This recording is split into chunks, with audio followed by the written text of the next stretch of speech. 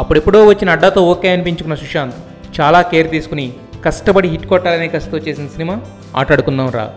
కామెడీని బాగా డీల్ చేసే నాగేశ్వర రెడ్డి డైరెక్ట్ చేసిన ఈ సినిమా థియేటర్లలోకి వచ్చింది. ఎంటర్టైన్మెంట్ని నమ్ముకుని తెరకెక్కించిన ఈ సినిమాకి ఫస్ట్ మైనస్ పూర్తిగా విరిగిపోయిన సింగిల్ హౌస్ కామెడీ. దాన్ని మినిమం కూడా సపోర్ట్ చేయలేని కామెడీ పండించడానికి వీలు కానీ స్క్రీన్ ప్లే. లుక్స్ పరంగా చాలా కేర్ తీసుకున్న సుశాంత్ డ్యాన్సులు ఫైట్లు బాగానే చేశాడు. యాక్టింగ్లో మాత్రం ఎప్పటిలా తడబడ్డాడు.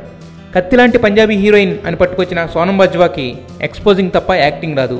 ఇంపార్టెంట్ ఎక్స్ప్రెషన్స్ కూడా క్యారీ చేయలేకపోయింది.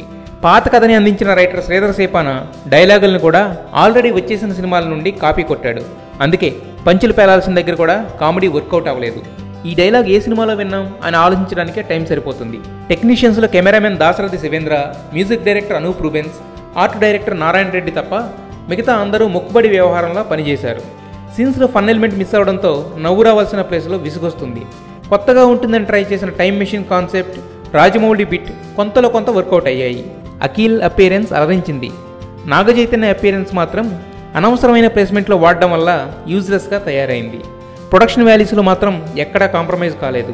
సూపర్ రిచ్ అవుట్పుట్కి 100% కోఆపరేషన్ ఇచ్చారు. పృథ్వీ బ్రహ్మీలు డైలాగ్ సరిగ్గా లేకపోవడంతో బాడీ లాంగ్వేజ్తో లాక్కొచ్చే ప్రయత్నం చేశారు. సినిమాలో ఉన్న సీనియర్ ఆర్టిస్టులందరూ తమ పరిధి మేర ఓకే అనిపించారు.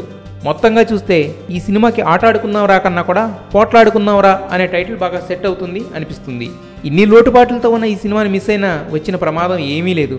ఒక రొటీన్ కథతో బాక్సాఫీస్ దగ్గర ఆటాడుకోవాలని సుశాంత్కి మరోసారి బ్రేక్స్ పడ్డాయి.